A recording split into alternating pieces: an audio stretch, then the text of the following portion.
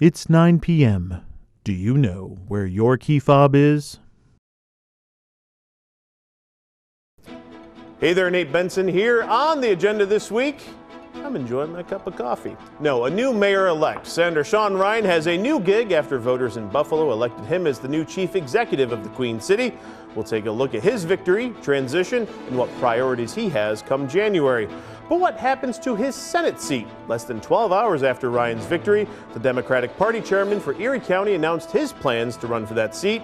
And what does the acting mayor say about all of this? Well, we caught up with Chris Scanlon for his reaction to the election and his message for Buffalo residents as he wraps up his administration in less than 2 months. All right, let's fire up those pumpkin spice candles, pour a glass of whatever. On the agenda starts right now.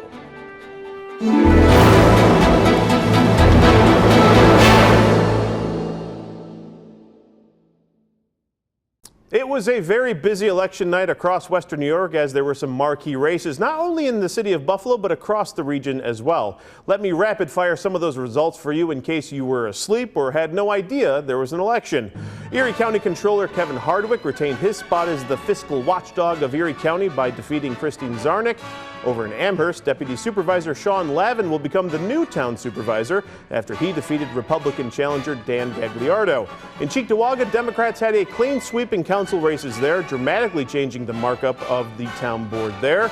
In North Tonawanda, Austin Tylick will be hanging around for another term as mayor after he defeated Thomas Krantz. Heading down to the South Towns, Republican Beth Farrell Lorenz defeated Robert Reynolds Jr. in a very tight Hamburg supervisor's race. And Joseph Liberty will be the next supervisor in Orchard Park after he defeated Marie Mann.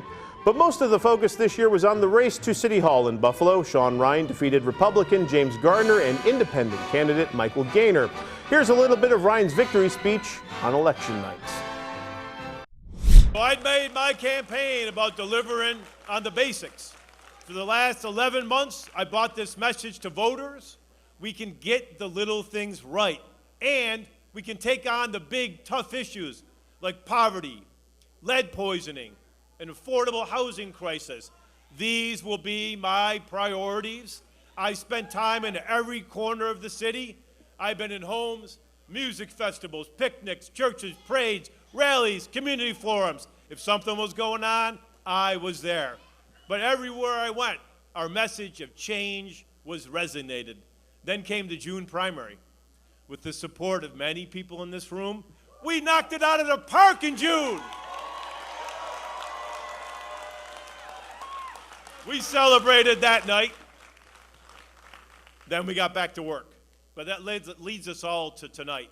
And the people of Buffalo have spoken again, louder, clearer, and more resoundingly. They said, Buffalo deserves better.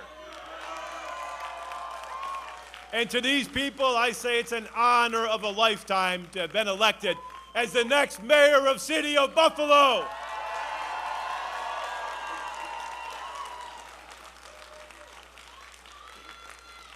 We have a lot of work to do in the week, months, and years ahead. I'm not going to sugarcoat it. The road ahead is going to be challenging. The city's finances are a mess. Job one is figuring out how big our budget hole is. Job two is figuring out how to fix it. But I'm up for the task. I'm ready to get to work with my new colleagues in the city council.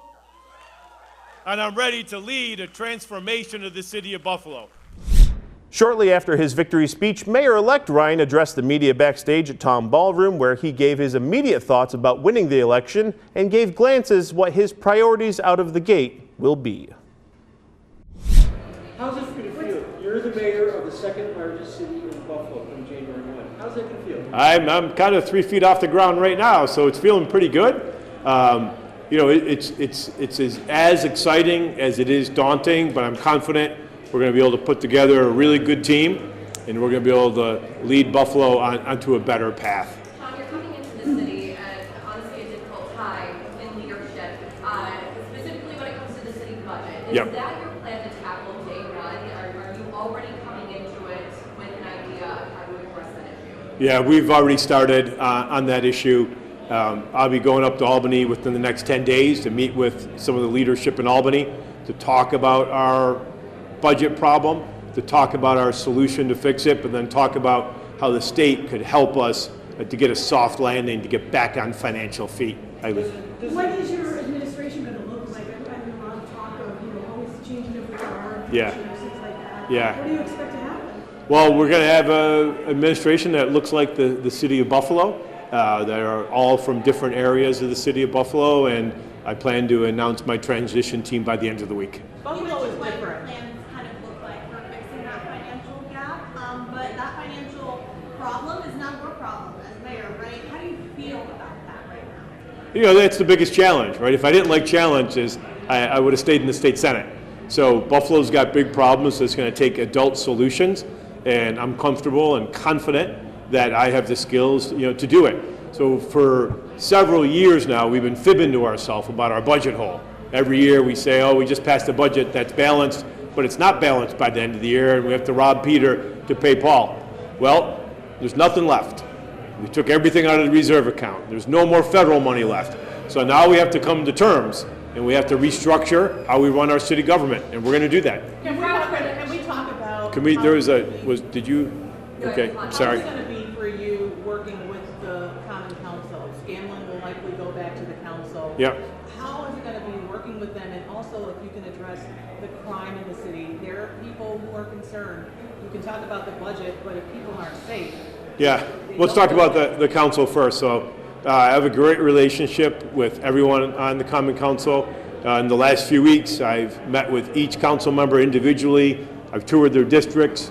We spoke honestly and frankly about the problems facing the city of Buffalo, the work that we're all going to have to do together. So I'm confident that working with the council, we're going to be able to dig ourselves out of the hole that we're in. It's healthy you had not 6 weeks, but 6 months to really prep up for this. I've been running sort of a dual thing the last few months. We've been meeting every week for pre-transition meetings, and then the day after I was meeting for campaign meetings. So while I was campaigning, I was preparing, for a victory and preparing to have a team in place and, really ferreting out some of the issues. And we're going to spend the remainder of the time before January 1st to even dig deeper into those issues, because the one thing we know, people are impatient, people want change now, and we're going to be in the position to hit the ground running, to show people that there is new leadership, that you can have faith in the leadership of the city of Buffalo, and we're going to start delivering on promises, whether they're small items for neighborhoods or big items like balancing our budget. On Thursday, Mayor-elect Sean Ryan announced his transition team, a team that will help him select more than 50 administration officials and commissioners. 2 on Your Side's Claudine Ewing filed this story for us. With a new administration coming into Buffalo City Hall means new people in key positions, and so now the mayor-elect has announced his transition team. It's no secret that we have a lot of work to do to get the Buffalo that we all deserve. The work starts today. The work starts now. I earned the voters' trust by promising change, and that begins with changing in how we built an administration. So if we want a world-class city we deserve, it starts with filling City Hall with the smartest, most qualified, hardest working people we can find. This won't be an administration based on nepotism. It won't be an administration based on political favors and patronage. We're going to lead an open and transparent and broad search for senior level positions. Take a look at the transition team. This is the group of vice chairs. They reflect diversity and people from all sectors. More than 65 local community leaders and experts will have a role in recommending who the new mayor will hire to fill senior level positions in his administration. They reflect the city's diversity. The co-chairs are former U.S. Attorney for the Western District Trini Ross and Marie Cannon, the former Erie County Social Services Commissioner and current Executive Director of the CAO. Our transition team is charged with identifying and screening candidates to recommend for more than 50 senior level positions in my administration, including each of the city's commissioners, from public safety to city finances to quality of life. This transition team will help me build an administration that is effective and responsive to the people of the city of Buffalo, one that's focused on transforming the city of Buffalo into a modern city. This group reflects the diversity of Buffalo, including community leaders from the business, labor, and nonprofit sectors and beyond. And when it comes to who's going to be the next police commissioner, they are looking at an outside firm to help them with that selection. The position of police commissioner will be handled in a slightly different manner, in that the mayor-elect has contracted the services of a professional search firm, Public Sector Search and Consulting, to assist the efforts of the Emergency Services Subcommittee. You're going outside to get an outside firm to pick your next police commissioner. Why go in that way, in that direction? Police and fire are the hardest commissioners to hire. A lot of times when you make a hire in those departments, your only choice is to hire from within. But we've contracted with a firm who's done a lot of executive searches for heads of public safeties. So we want to see if we can cast a wide net. And of course, anybody currently in the City of Buffalo Police Department is invited to apply. We're not, and the same with the fire department, so we're not excluding, but we're trying to bring the widest net possible. You know, our model, for this is when Mayor Masiello brought in Commissioner Gil Kilikowski, and he came in from the outside, and he did a great job of modernizing the Buffalo Police Department, and we've been speaking with him and his organization through this process about the types of leadership needed in modern public safety and how to bring them into the leadership.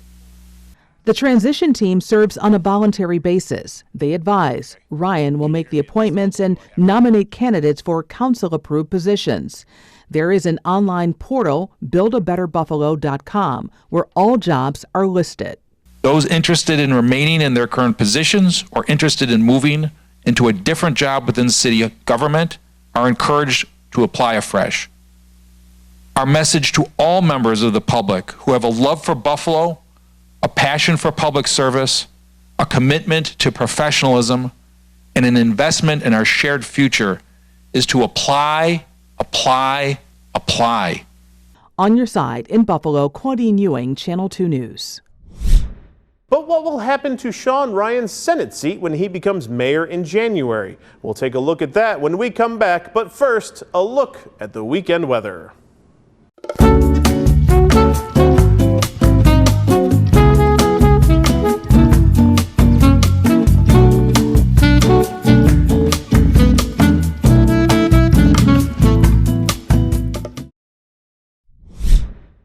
Welcome back to On the Agenda. When Mayor-elect Sean Ryan takes the oath of office, he'll no longer be a New York State Senator for the 61st District. So who will be?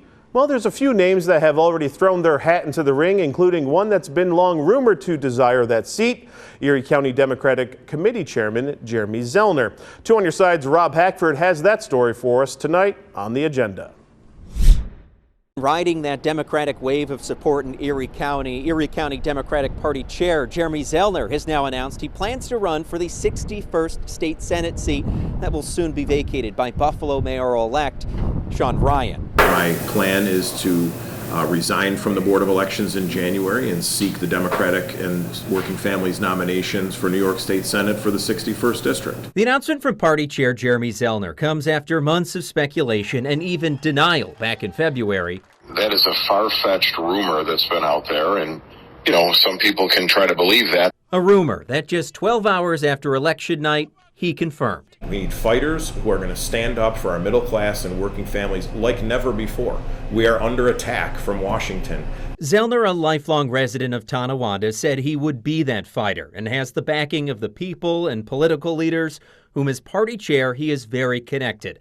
Zellner would resign his post as Erie County Board of Elections Commissioner and recuse himself from the nominating process, which during the push for Sean Ryan for Buffalo mayor drew some skepticism. Who's to say that your name wasn't slipped in there, this wasn't being concocted? Rob, there was just no conspiracy here where there was a deal for this or that. We went through a full process. The voters have the say here, and they're going to have the say in this district next year. There will be 3 chances to have that say, with state law requiring first a special election likely to be held in February, followed by a primary and then general election next November. which means time is short for both Zellner and previously announced candidate Assemblyman John Rivera to get the message out. Zellner had committed to not making an announcement until after election night and after he saw the results of the Buffalo mayoral race. 12 hours later, he followed through. Reporting on your side in Tonawanda, Rob Hackford, Channel 2 News. As Rob mentioned, the other name in the race for the 61st Senate seat is Assemblyman John Rivera. Zellner originally blasted Rivera when the Assemblyman announced his candidacy last month and called the move, quote, selfish and self-serving. So after Zellner's announcement, I spoke to Assemblyman Rivera over the phone to get his thoughts on all of this. He was very critical about your announcement last month, calling it selfish. Him waiting less than 12 hours after Sean Ryan wins. What's your reaction to that? I think voters care more about the candidates, not the sort of political machination timing. I mean, voters want to just hear from us, and they want to be listened to. And this, the calendar of politics is unimportant in the minds of voters. They want to just see who wants to lead them, and they want to give them a chance and hear them out, and vice versa. So the timing's the timing, but I think at the end of the day, voters care more about the candidates than they do about when people announce. Obviously, though, your experience is rooted in kind of the public-facing side of the politics. His experience is kind of the behind-the-scenes, politics side of it. Do you think one or the other will be more appealing to voters in that district? I think that the average Democratic voter, they're voting for a state senator. They're not voting for any other office or any other thing. And knowing that I'm going to be fully focused on being their senator, knowing that I'm already a state legislator, knowing that I already have experience in Albany doing this work, I'm excited about the opportunity ahead of me, and I feel like we're headed in all this. Coming up on the agenda, we take a look at Acting Mayor Scanlon's reaction to the election and transition.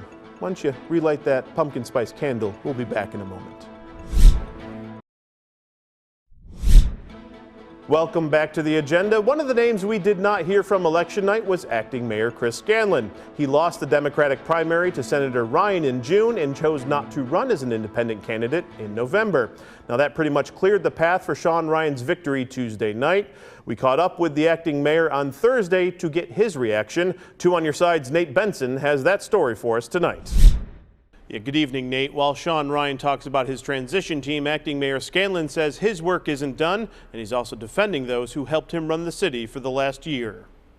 Mayor-elect Sean Ryan seems to know what he wants for his top administration staff. We want to cast a net to see if we can bring some former Buffalonians home. And if anybody who's never lived here before wants to come and apply their expertise, we're happy to consider them as a candidate. And he also seems to know what he doesn't want. So the characteristics we were looking for was people who weren't part of the city's current status quo, people who will come in to give a fresh and open assessment and to be able to bring the skills that they have. He also says an era of perceived patronage is ending. This is going to be unlike probably any other political transition. There are not people slotted for these jobs that we're interviewing for. They're going to come through the process. They're going to show their credentials. And if somebody with better credentials applies, that's who's getting hired. But Acting Mayor Scanlon has some words of advice for the mayor-elect. How much time you got? Go for it. It's up for hit those highlights, if you will. Govern for all. Yeah. Make sure you are not acquiescing to a vocal minority. There's almost 300,000 people in this city. And my recommendation would be to govern for all.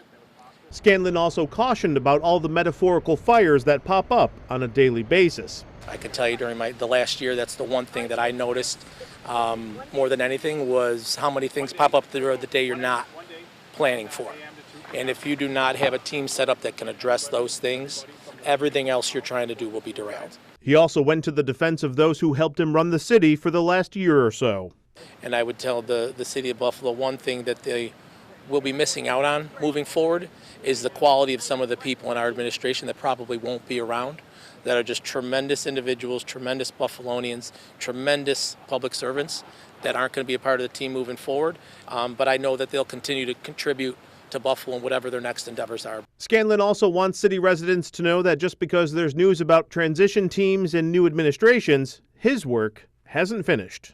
We've talked all along about the things like the parking authority, finalizing things there and getting things set up so they can bond out for the money early next year.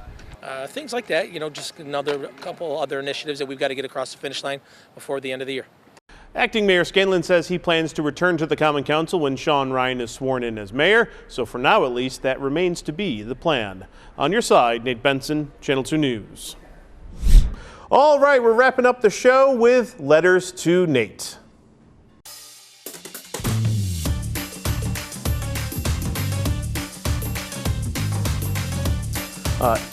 Devin, do we have any letters this week? You know the answer is no. This is starting to feel a little bit personal, if I'm honest. Well, I suppose we can give this another shot. If you want to send me an email, you can do so, nathan.benson@wgrz.com, or hit me up on Instagram @NateBensonReports. Before we wrap up the agenda tonight, I figured I would kill a little time with some of the highlights from election night. And by highlights, I mean mostly me losing my sanity as the hours of number crunching went on, and you saw my slow descent into madness. Enjoy! So certainly we will continue to keep an eye on how all this plays out. Very preliminary. It still said zero reporting. However, we know that they were reporting. Still got a lot of reporting to do.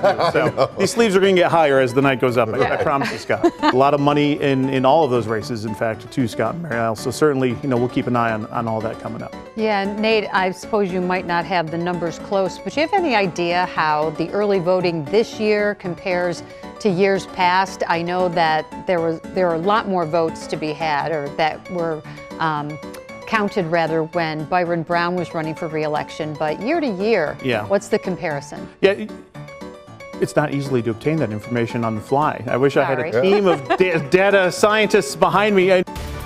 We call him Nate with the numbers.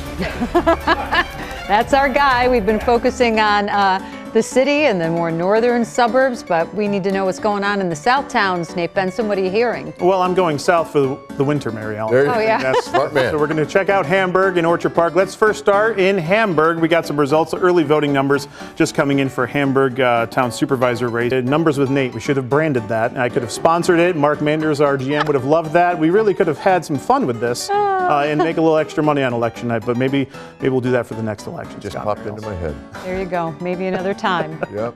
All right, Nate, get back to those numbers. Thanks very much for that. And our team working on all of that. We're going to keep monitoring all that. So certainly the numbers are coming in, Scott and Mary Alice, and these sleeves are going up. I can feel it. Right, there you go. 50 minutes after the polls closed, we're starting to get some real numbers now. So Nate, we appreciate that update. That is the latest tranche of numbers in the last since the last break. The sleeves have gone up one extra roll. I'm starting to feel the pressure now, Scott and Mary Alice. These numbers are coming in just a little too quick for my blood, but I do have a great team in the newsroom tonight working on all of that for us. So we're going to keep cranking on some of these numbers, but starting to see some of these suburban races tighten up just a little bit. Yep. Byron Brown was not on the ballot. He is now the over at Batavia Downs as the president and CEO there. We see him in all those commercials, of course. I love those commercials. They're fantastic. Thanks again for watching. Remember, the news never stops on WGRZ+. I'm Nate Benson, and we'll see you at the next one. Enjoying my coffee. I'm enjoying the coffee. On the agenda starts right now. Now.